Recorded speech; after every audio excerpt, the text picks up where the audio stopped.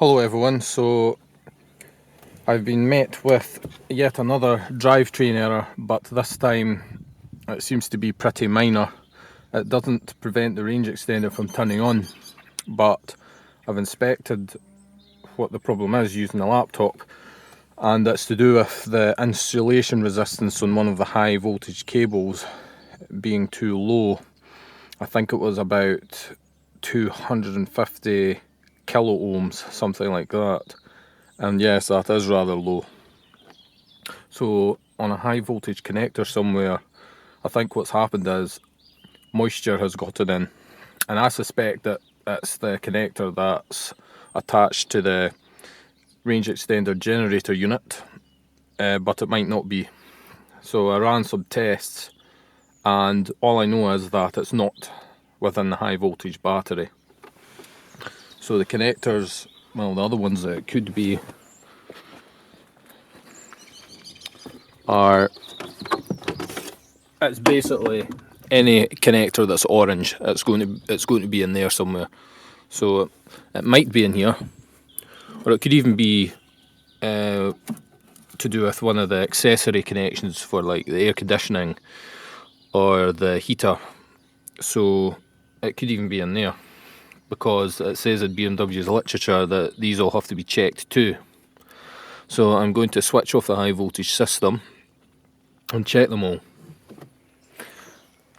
And to deactivate the high voltage system, you cannot just do it while the car is on, or else the contactor in the battery will open and a high voltage arc will form between the contacts and damage them. So you switch your car off, and then you just basically wait until you hear a click sound coming from the battery, and that could take a few minutes.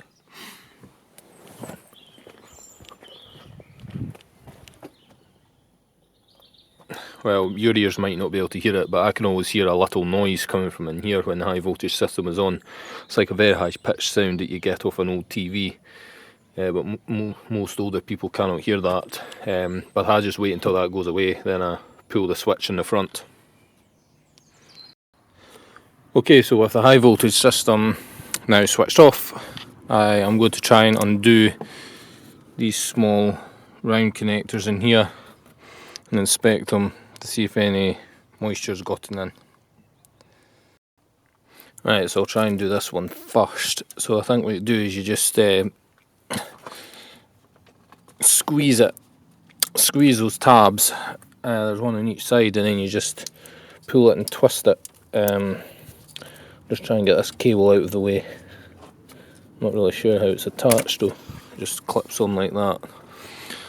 I don't think I'm going to be able to access all of them though, because it's just so stupidly designed, this whole car. It's designed so that it's going to cost a lot to maintain. It's designed so that it has to go to the workshop to get stuff done to it, because there's going to be no other way that they can make money off you. So that's why you cannot do very much to it yourself easily. So I'm going to try and pull this one off. So I'm just pushing in and pulling it. There we go. So this connector here seems to be in very good condition. No issues here. So I'm just going to have to check all of them the same. But sadly I reckon that there's a connection away down in there on my drivetrain error diagnosis video, where I pulled it off and had a look at it. The really big one on the bottom of the range extender generator. But I'll check these anyway.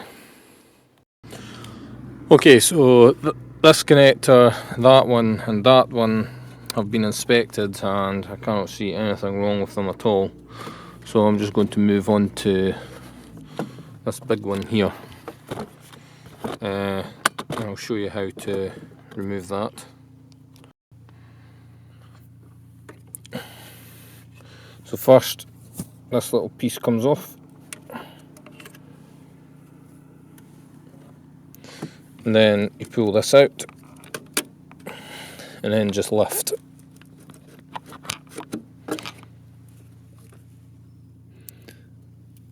and the connection looks completely dry and undamaged.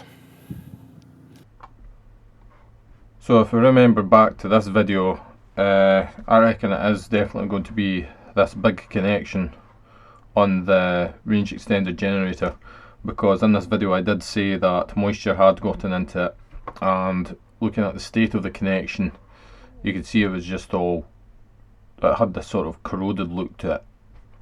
So I maybe will be able to replace that cable by myself. I could pick one up for about £180. So as you can see, looking at the cable, the silly design of it, because the moisture just gets straight into it, and the only barrier from moisture really is the rubber seal that's inside this connection here. I can't really comment on the other end of it. It's like someone's customised that car, customised the colour scheme quite a bit. It looks quite nice, and then they've gone and smashed it up. But that's the other end, and getting that off I think could be a nightmare, because there was a big support strut in the way. I think this could be the other end of that three-phase connection.